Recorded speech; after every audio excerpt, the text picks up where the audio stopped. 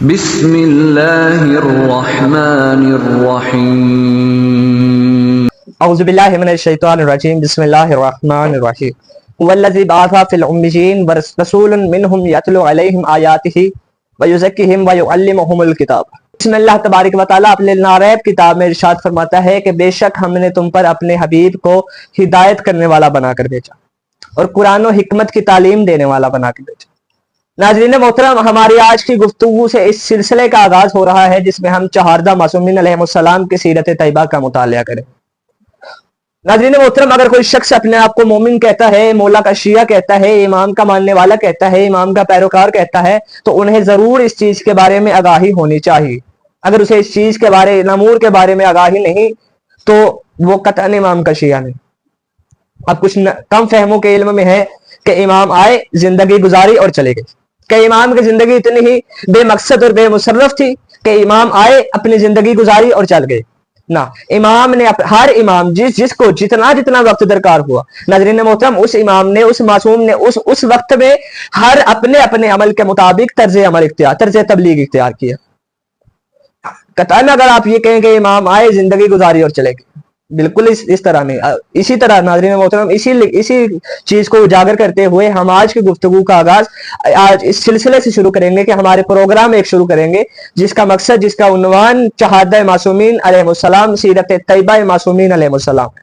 رسول خدا صلوات اللہ علیہ سے لے کر امام زمانہ تک ہم تمام معصومین کی مکمل زندگی کا مطالعہ کریں گے کہ امام نے کس طرح، کن حالات میں طرز عمل کی طرز تبلیغ اختیار کیا۔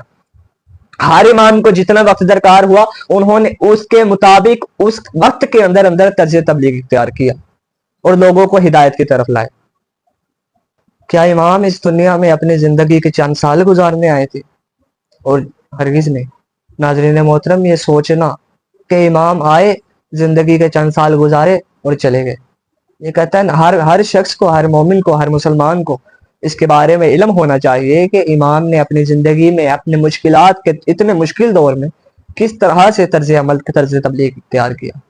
ان حقائق کو سامنے رکھتے ہوئے آج کل حالات اتنے خراب ہیں کہ وہ دور واپس آ رہا ہے کہ جب ذکر اہل بیت کو لوگ دشمن تھے اور ذکر اہل بیت کے نام پہ قتل کرنے تک آ جاتے تھے۔ ناظرین محترم، آج آپ دیکھیں کہ ذکر اہل بیت کو دیکھ کر لوگ گوارہ نہیں کرتے اور لوگ قتل کرنے تک آ جاتے۔ اس نازک دور میں، اس نازک دور میں جب یہ ایسا عمل تھا کہ تب بھی ایسا دور تھا کہ لوگ ذکر اہل بیت کو نعوذ باللہ قتل کرنے تک آ جاتے تھے کہ لوگ جس نے علی کا ذکر کیا اس کو قتل کروا دو۔ اس مشکل دور میں آپ ہمیں ان حقائق کا مطالعہ کرنا چاہیے کہ امام نے کس طرح سے طرز عمل، کس طرح سے طرز تبلیغ اختیار کیا۔ آج کے دور میں اتنا جھوٹ بولا جا رہا ہے، سچ کو جھوٹ اور جھوٹ کو سچ بنایا جا رہا ہے۔ بنو امیہ کے دور میں، بنو عباس کے دور میں آپ دیکھیں کہ اتنی جھوٹی روایات گڑی گئی، اتنی دین کو نقصان پہنچانے کی کوشش کی گئی۔ آپ دیکھیں کہ وہ زمانہ واپس نہیں آ رہا۔ ناظرین محترم، اس نازک سے دور میں ہر مسلمان کو، ہر مومن کو ان حقائق کے بارے میں معلوم ہونا چاہیے کہ امام نے اپنی زندگی میں کس طرح سے طرز تبلیغ اختیار کیا۔ تو ان حقائق کو مد نظر رکھتے ہوئے، اس خیال کو پیش نظر رکھتے ہوئے اس سلسلے کا آغاز کیا جا رہا ہے۔ آج کی ہماری پہلی گفتگو رسول خدا صلوات اللہ علیہ سے شروع ہوگی، سرور کائنات سے متعلق ہے کہ اب ہماری گفتگو رسول خدا سے شروع ہوگی اور امام زمانہ تک کے تمام معصومین کی سیرت کا ہم مطالعہ کریں۔ تو آج کی پہلی گفتگو اس خیال کو پیش نظر رکھتے ہوئے، ان تمام باتوں کو پیش نظر رکھتے ہوئے آج کی پہلی گفتگو کا آغاز رسول خدا صلوات اللہ علیہ کی سیرت مبارکہ سے کرتے ہیں کہ رسول خدا صلوات اللہ علیہ پیغمبر اسلام کے نام سے ہر ایک واقف ہے۔ پیغمبر اسلام کے دو نام ہیں، ایک محمد اور ایک احمد۔ والد کا نام حضرت عبداللہ اور والدہ کا نام جناب سیدہ آمنہ۔ آپ کی ولادت کی تاریخ میں بہت اختلاف پایا جاتا ہے۔ کچھ روایات کے مطابق 12 ربیع الاول، کچھ روایات کے مطابق 17 ربیع الاول، لیکن ہمارے اہل سنت برادران کے ہاں 12 ربیع الاول کو معتبر قرار دیا گیا اور وہ 12 ربیع الاول کو رسول خدا صلوات اللہ علیہ کی ولادت مناتے ہیں۔ اور ہمارے اہل تشیعوں کے ہاں زیادہ روایات ہمیں 17 ربیع الاول کی ملتی ہیں، اس لیے 17 ربیع الاول کو معتبر قرار دیا۔